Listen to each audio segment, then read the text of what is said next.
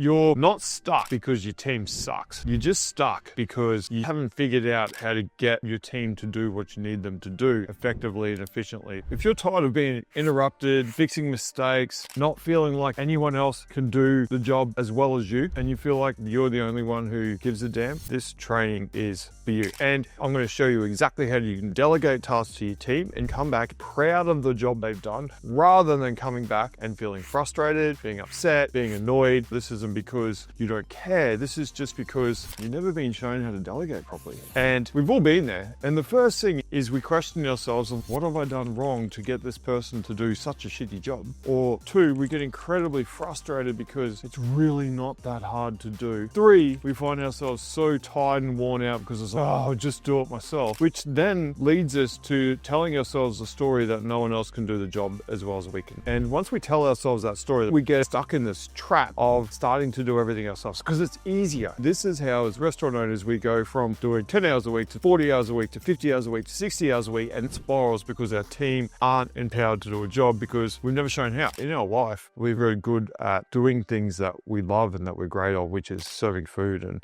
making sure our customer has an amazing experience and giving back to the community. If you're feeling like you're a babysitter to your team, or you're feeling really resentful, what I'm going to need you to do is think about the benefit of being able to get this to work. Because if you take the resentful energy and go, oh, I've tried this so many times, it's hard to find good staff, and these idiots are just going to do the same thing again, what's going to happen is you're going to create the same cycle again. And it really comes down to the energy that we use coming into the conversation. So I need you to take a positive route. I need you to think about, cool, what's one thing I can delegate that's going to free me up? What's the lowest tier of the level that I need to do that is going to free me up? Let's talk about the root cause of the problem. Why is it happening to you in the first place? Once we understand why it's happening, we can start figuring out how we can fix it. Most of the time, if we get someone to go and sweep the floors and they do a terrible job, we get upset. Maybe it's because where they grew up, they didn't have floors and they had dirt floors. So they've never had to sweep a floor in their life. Or maybe they've never had to wipe down a bench because their mum always did it. Or maybe they had a maid that did it. When we start asking people to do something, usually they do it to their version of the world. And we get extremely frustrated because even sometimes as owners, we can think, oh man, I reckon these people are out to get me or they're out to just annoy me. But the thing we need to understand is they're out to do the best possible job given the resources that they have. So it's up to us to set the standards. The root cause of many of these problems,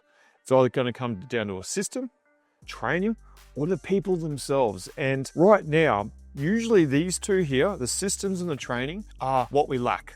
And then we blame the people for doing the rubbish job. But what we want to start with is we want to go, what does the system look like? How can we set up the training before we even talk about the people?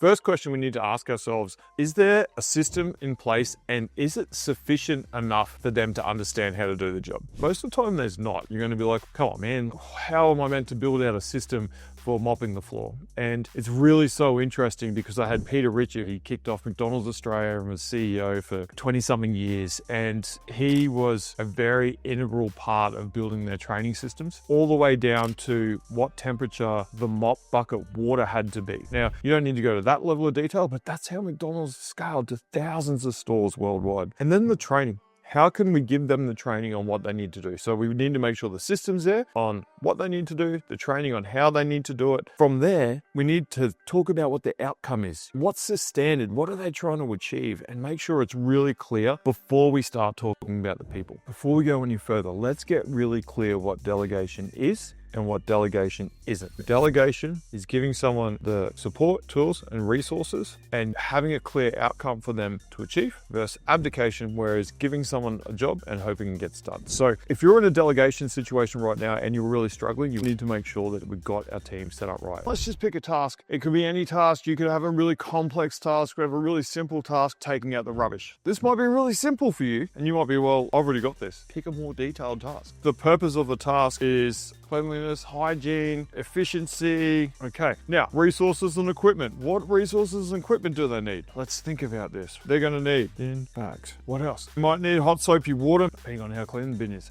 What's the procedure? They're going to tie up the old bag.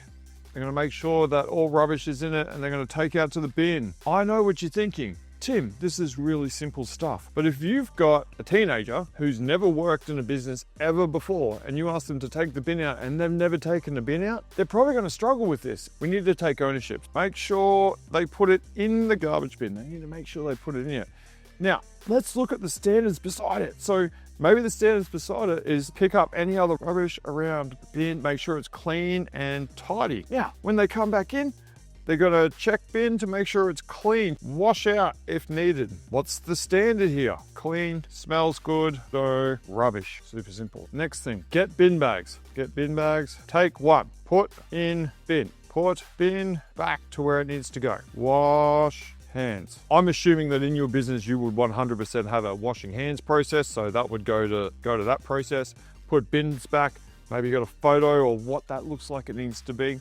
Where we go wrong in delegating and why all of this ends up onto us and it causes this constant frustration, and you're only human, you can only have so many conversations a day, you can only deal with so many problems, and when you've got people who are doing this on top of your extremely busy week and all the other problems as a restaurant owner you have to deal with, this becomes increasingly frustrated. So take this sheet, find a job next time and sit down with your team member and go through these steps. Do one task at a time. More often than not, we're telling people how many tasks to do. Go and take out the bins and clean the car park and 10 other things. We want to get very detailed. What's the task here? What's the purpose of the task? Why is it important? If someone doesn't understand why it's important, they struggle to actually do it. And then the resources they need, this is a checklist for you to make sure that your team have got everything that they need. Because as owners, sometimes we forget, we just take it for granted. We can't assume that everyone's as smart as us.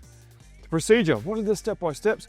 And what are the standards for each step of that procedure? If we don't set the standards, our team don't know what to follow, and they'll set their own standards. So team, take that, fill that out. Now, if your team is asking you 10 questions a day around this stuff, it's because you missed something and you've got the power to change that. You can change that by asking questions to their questions. If they ask you questions, go back and look at the other video. What have you done before? What do you think you could do? What are you gonna go do now? Go and do it. So team, you're the owner. You're the business owner. You shouldn't be doing basic tasks. And it's no longer okay for you to feel frustrated, exhausted, or annoyed at your team. Let's start delegating effectively and making sure that we have a solution to start freeing you up. Because if we can free you up half an hour a day, over 5 days a week, 2.5 hours a week, and when we add up that 2.5 hours a week, that 2.5 hours a week becomes over 100 hours in a year. What could you do with 100 hours of your time inside of your business? What else would that allow you to do? Don't be afraid to go out and implement, make it happen. See you on the next video.